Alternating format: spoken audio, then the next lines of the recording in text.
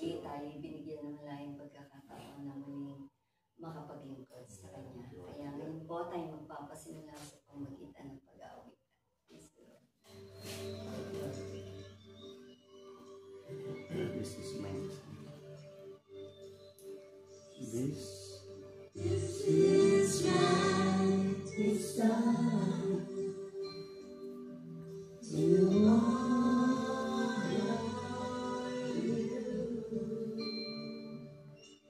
Lord, with all my heart, I worship you.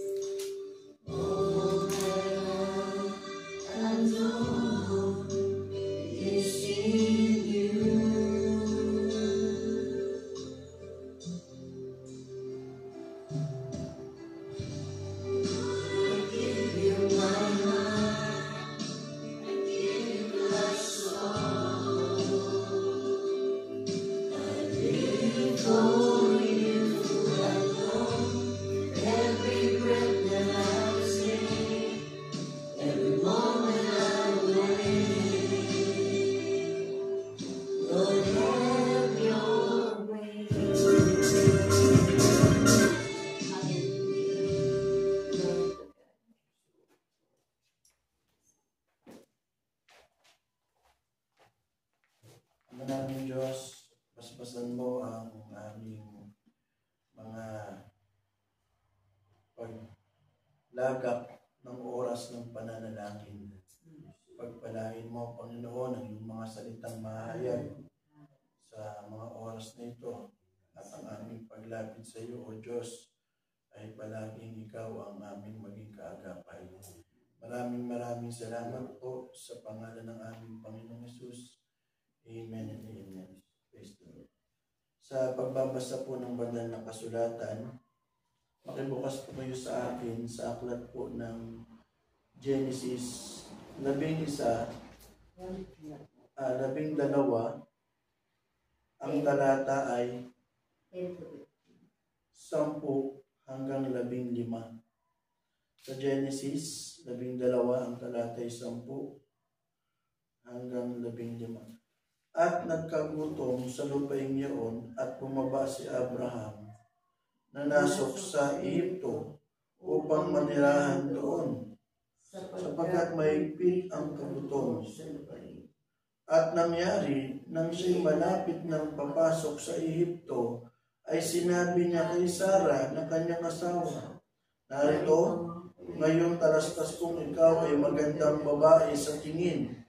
At mangyayari na pag makikita ka ng Ehipsyo, ay kanilang sasabihin, ito'y kanyang asawa, at ako'y kanilang papatayin. Tatapat kanilang ililigtas ng buhay. Isinasama ko sa iyo na sabihin mong ikaw ay aking kapatid, upang ako'y mapabuti dahil sa iyo, at upang ang kaluluwa ko'y mabuhay dahil sa iyo." At nangyari nang pumasok si Abraham sa Ehipto, nakita ng Ehipsyo ang mga babae na napakaganda, at nakita siya ng prinsipe ni Paraon, at kanilang pinuri siya kay Paraon, at dinala ang babae sa bahay ni Paraon. Pinagpala ng Diyos ang pagkabasa ng kanyang mga salita. Purihin ang Panginoon. Glory to God. Purihin ng Panginoon bago po ang salita ng Diyos na ipaglilingkod ng mga Pastor Edwin. Awitin po natin ang stingin. Hallelujah. Glory to God.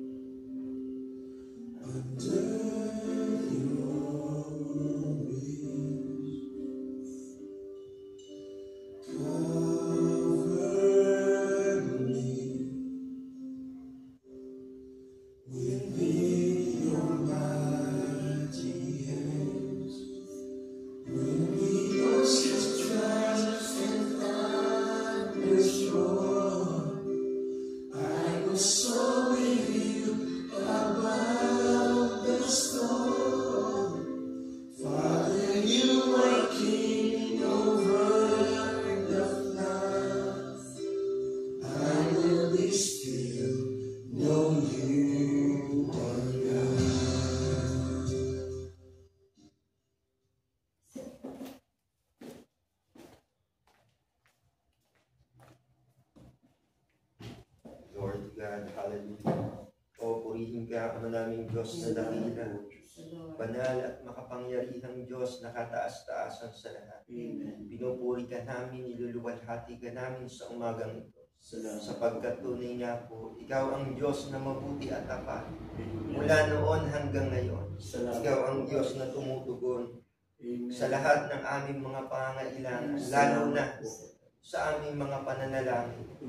At kahit na doon sa mga mapanganib na sitwasyon at mahirap na kalagayan, kaya naman po, Amang Diyos, marapat lamang na kami lalong umasa at magtiwala sa iyo, sapagkat Ikaw ang Diyos na aming Ama, na laging umiibig at nagmamalasakit sa amin. Ngayon po, Amang Diyos, marapatin mo kami mula sa pagbubulay ng iyong mga banal na salita hanggang sa aming mga pananalangin, ay ipagkaloob mo po nawa ang iyong mayamang pagpapahinuhod at pagpapatawad sa amin.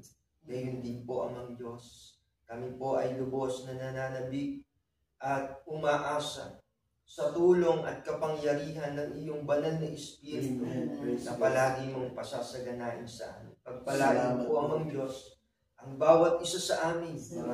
Pagpalain mo po ang kabuuan ng iyong banal na Iglesia. Amen. Sa pangalan ng iyong bugtong na anak, ang aming Panginoong Jesucristo, ang aming Haring darating. Amen and amen. Praise the Lord. Lord God, purihin po ang ating Panginoon. Isang mapagpalang umaga po sa bawat isa sa atin. Bago po sa ating mga pananalangin, sandali po natin pagbubulayan ang salita ng Diyos. Makibukas po kayo sa akin dito sa aklat ng mga gawa. Sa kabanatang 2, ang talata po ay 42. At sila'y nagsipanatiling matibay sa turo ng mga apostol at sa pagsasama-sama sa pagpuputol-putol ng tinapay at sa mga pananalangin. Purihin ang ating Panginoon. Lord to God, kaya ang mga katuruan na dapat nating panatilihan sa loob ng bahay ng Diyos. Lord to God, kaya sa loob ng bahay ng Diyos, mayroong mga katuruan at ito ay naging kaugalian ng mga kabahagi sa loob ng bahay ng Diyos. Purihin ang ating Panginoon. Kaya dito sa aklat ng unang Timoteo 3 at ang talata ay 15, ang sabi diyan ni Apostol Pablo, ito palang iglesia ng Diyos, ito ang bahay ng Diyos, na dito mayroong kaugalian na dapat tayong ugaliin at dapat nating sundin. Purihin ang ating Panginoon. Sa 3 in verse 15, ngunit kung ako'y magluwat ng mahabang panahon, ay upang maalaman mo kung paano ang dapat sa mga tao na ugaliin nila sa bahay ng Diyos, na siyang iglesia ng Diyos na buhay at haligi at suhay ng katotohanan. Purihin po ang ating Panginoon.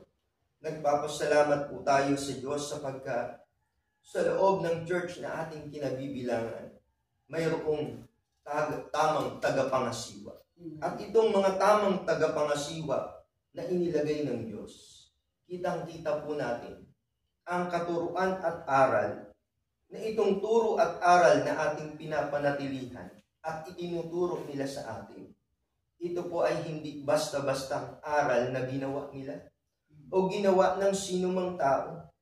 Purihin ang ating Panginoon. Sapagkat ang turo at aral na ito, pag ating sususugin o titingnan at bubulayin natin sa banal na kasulatan, ito mismo ang aral na mula sa Diyos Ama. Purihin ang ating Panginoon. Glory to God, praise the Lord. Kaya iyan po ang katotohanan. Itong aral na itinuturo sa atin, na sinasabi dito sa ating teksto, at sila'y nagsipanatiling matibay sa turo at aral ng mga apostol. Glory to God. Kaya pag titingnan po natin, itong aral na tinanggap ng mga apostol, na dapat nating panatilihang matibay. Ang sabi ng banal na kasulatan, sabi ni Apostol Pablo sa Galatia 1 at 11, ito ay ibinigay at ipinahayag sa kanya ng ating Panginoong Kristo. Glory to God. Praise the Lord. Kaya kung ating pong babasahin sa aklat ng Galatia, sa 1:11 hanggang 12, ating pong tunghayan. Glory to God. Sabi po dyan, Galatia 1:11 hanggang 12, sapagkat aking ipinatatalastas sa inyo mga kapatid, tungkol sa ebanghelyo na aking ipinangaral, na hindi ayon sa tao, sapagkat hindi ko ito tinanggap sa tao, ni itinuro man sa akin, kundi aking tinanggap sa pamamagitan ng pahayag ni Jesucristo. Purihin ng ating Panginoon. Kaya ang ating Panginoong Jesucristo pala ang nagpahayag, ang nagturo at nagbigay ng mga aral sa loob ng iglesia na ating tinatamasa. Purihin ng ating Panginoon. At ang ating Panginoong Jesucristo mismo sa kanyang sarili, ang sabi niya, hindi niya ito sariling aral. Hindi siya ang gumawa ng aral na ito. Kundi ang sabi ng ating Panginoong Jesucristo, ito ay mula mismo sa Diyos Ama. Purihin ng ating Panginoon. Pag titingnan po natin sa aklat ng Juan, sa 7 hanggang talatang 15 hanggang 16, nagtaka ang mga Hudyo noon sa pangangaral ng ating Panginoong Jesucristo. Paano nagkaroon ng ganitong kaalaman ang ating Panginoong Jesucristo? Samantalang siya ay hindi nakapag-aral. Tingnan po natin. Sa 7 verse 15 to 16, nagsipanggilalas nga ang mga Hudyo na nagsasabi, paano nakaalam ang taong ito ng mga karunungan, gayong hindi naman nag-aral kailanman? Sinagot nga sila ni Jesus at sinabi, ang turo ko ay hindi akin, kundi doon sa nagsugo sa akin. Purihin ng ating Panginoon. Kaya pagbabasahin po natin ito sa English, mas maganda po ang translation dito. Sabi dito sa 16, Jesus answered them and said, my doctrine is not mine, but His that sent me. Purihin ng ating Panginoon. Kaya yung doktrina, mga katuruan yan, na dapat nating tayuan, mga katotohanan, na ito ay ipinamumuhay, pero ito ay hindi ayon sa tao. Hindi gawa ng tao, kundi ito ay mula sa Diyos Ama na makapangyarihan sa lahat, na ibinigay sa ating Panginoong Jesucristo, na ibinigay naman ng ating Panginoong Jesucristo sa kanyang mga sugong apostol. Purihin ng ating Panginoon. Kaya pala, mula pa noon hanggang ngayon, sa loob ng church, mayroong mga turo at aral na dapat tayong panatilihan at ugaliin. Ano yan? Amen. Yan ang turo at aral ng mga apostol. Ano ba ang sabi? Sa pagsasama-sama, purihin ng ating Panginoon. Kaya tayo po ay mayroong district area fellowship. Kaya noon pa pala yan sa panahon ng mga unang mananampalataya, sa panahon ng mga unang apostol, yung pagsasama-sama. Bakit po? Dito ay pinapalakas ng Diyos ang mga kapatid, pati ang mga manggagawa.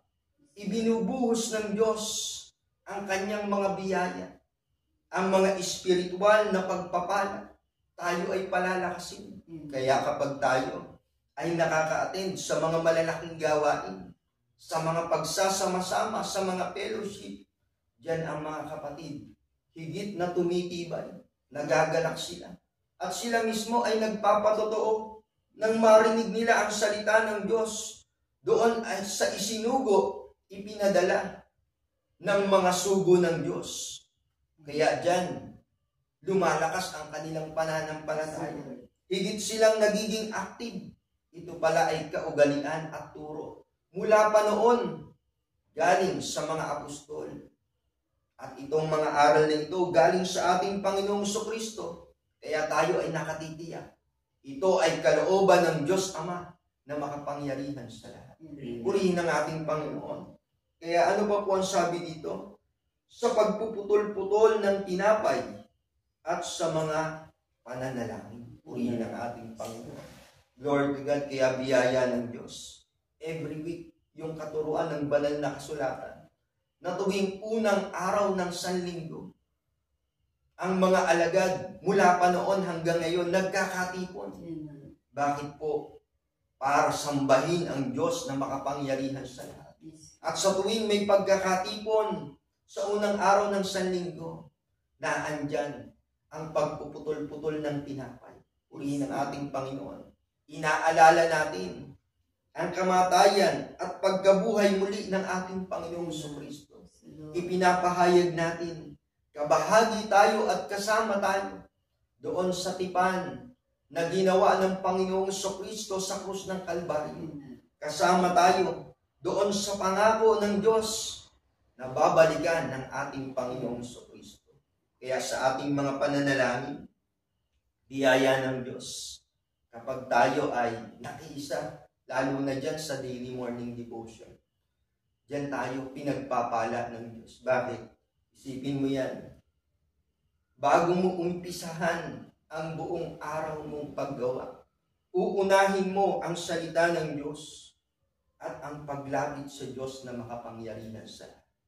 Purihin ang ating Panginoon. Kaya nga kahit si Haring David, laging pinananabigan niya. At siya mismo hari na, pero pinagbubuti at inaayos pa niya ang kanyang pananalangin. Kaya si Haring David ay isang lingkod ng Diyos na maraming mga kayamanang tinatamasa, pero hindi siya nanalid o nanangan doon sa mga kayamanan sa kanyang katanyagan, sa mga taong malalakas at makapangyarihan na nakapaligid sa kanya, kundi ang kanyang pag-asa, ang kanyang katiyakan ay ang Diyos na makapangyarihan sa lahat. Kaya ang sabi yan sa 5 verse 3 ng aklat ng awit, O Panginoon, sa kinaumagahay, didinggin mo ang aking tinig. Sa kinaumagahan ay aayusin ko ang aking dalangin sa iyo at magbabantay ako. Purihin ang ating Panginoon. Kaya lalo na tayo, Lord God, tayo na mga sa ating kalagayan, hindi naman tayo mga hari. Pero salamat sa Diyos, sabi nga ng mahal na Apostol Jonathan Esperiol, kahit ano ang kalagayan natin, nakatitiyak tayo. Pinili tayo ng Diyos, purihin ang ating Panginoon. Bakit po? Tayo ay tinawag sa pamamagitan ng pangangaral ng mga tunay na sugo ng Diyos. Lord to God, kaya yung pananalangin, napakaraming patotoo dyan. Oo. Naalala ko nga kahit dun sa Malanday, si Brother Edward Patricio, yung gumagawa ng salamin. Lahat ng mga manggagawa sa Marikina, kahit nga yung mga taga-ibang lugar pa biyaya ng Diyos, siya yung naging tagagawa ng salamin, pati mga Bible student at mga kapatid. Purihin ng Panginoon. Pero, ang sabi niya sa akin, naging kawan ko kasi, talagang every morning, nagkaroon kami ng daily morning devotion doon. Pagka mayroong malalaking gawain o family devotion, pumupunta kami sa main. Pero ang patutuon niya sa akin, Brother Edwin, alam mo ba kung bakit kami na-convert talaga at tumibay? Dahil dyan sa devotion. Meron kasing programa ang church na perfect devotion, 1 month. Kaya sabi niya, ang kawan leader niya noon, hindi pa extension yung kanila noon. Ang kawan leader niya noon ay si Pastor Frank Dook. Teacher yun. Kaya sabi niya, talagang nung una naiinis talaga siya. Naaasar talaga siya. Umaga pa, gabi pa, sabi niya, madilim pa. Susunduin sila papunta sa main. Tapos umuulan-ulan pa. Umuulan-ulan pa. Kaya sabi niya, pambihira, Anong klaseng pananampalataya ito? Oo. Pero, nung isang buwan na yun, pagkatapos nun, talagang dun siya lumakas at naging active. Purihin ng Panginoon. Kaya yung sasakyan niya, lagi niya na din ipinapagamit. Kaya lang pinipili niya ang gagamit na magiging driver. Pag hindi, pag wala talaga, siya ang magdadrive. Kaya biyaya ng Diyos, sabi ni Brother Edward Patricio, biyaya talaga ng Diyos yung pananalangin.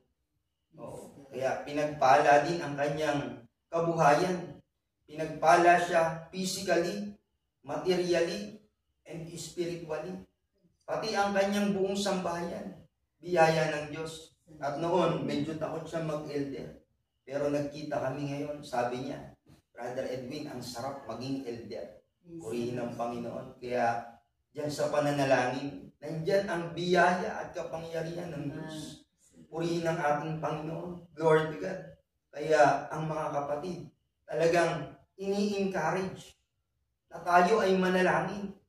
Tayo ay makiisa sa pagbubulay ng salita ng Diyos. Tuwing umaga, araw-araw po yan. Purihin ng ating Panginoon. At kahit doon sa Mindoro, biyaya ng Diyos. Kaya mayroon din dong programa ng Perfect Devotion. Kaya ang mga kapatid, bagamat hindi mo talaga madala lahat, pero biyaya ng Diyos, mayroon din talagang mga kapatid na mag-e-effort na yan. Ano lang yung kailangan nating gawin. Kaya ang mga kawan leader doon, mayroong time, pumupunta talaga sila sa bahay ng mga kapatid. Pinupuntahan nila ang mga kapatid kahit talagang minsan makakaabala ka talaga. Pero ang bunga naman nun, ang mga kapatid, mamalayan mo na lang, biglang lumilitaw sa devotion. Purihin ang ating Panginoon. Lord to God. Kaya meron akong nakasama doon. Dalawa yun eh. Si Brother Albert Campbell at saka si Brother Bong Asis. Biyaya ng Diyos. Kaya minsan, tinatanong ni Presbyter Hilbert, sabi niya,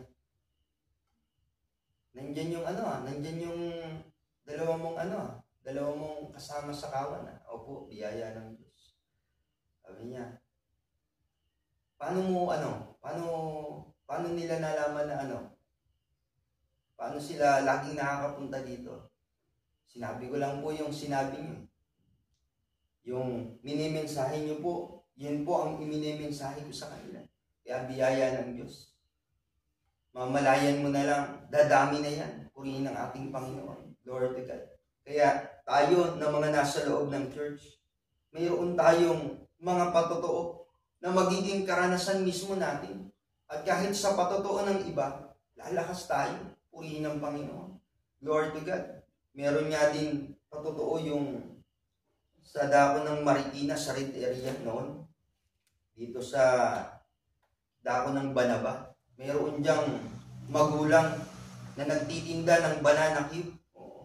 Pero ang kabigatan niya, yung anak niya, adik. Pero ang sabi ng manggagawa, magtalaga ka sa pananalangin. Pagtalagahan mo at hingin mo sa Diyos sa pananalangin. Purihin ng ating Panginoon. Mamalayan mo yung kanyang anak, hindi na adik. Kasama na niyang naghahanap buhay. Kasama na din niya naglilingkod. Kaya alam niyo po, dyan sa pananalangin, hindi natin kayang sukatin. Hindi natin kayang ipaliwanag ang kapangyarihan at ang kabutihan ng Diyos. Kaya tayong lahat, kapag tayo ay nanalangin at tumalaga sa turo at aral ng mga apostol, sa pagsasama-sama, sa pagpuputol-putol ng tinapay at dyan sa mga pananalangin, higit nating mapapahalagahan ang pananampalataya na ating tinanggap, ang kaligtasan at mga pangako ng Diyos na ipinagkaloob sa atin ng ating Panginoon. Kaya tayo, sama-sama tayong manalangin, sama-sama tayong maglingkod sa Panginoon. Biyaya ng Diyos. Mayroong biyaya bawat umaga, bawat araw. Ang Diyos may nakalaan na. Purihin ang ating Panginoon. Bakit po? Tayo kasi mapangailangan. Purihin ang ating Panginoon. Pero kahit mapangailangan tayo, ang Diyos naglalaan.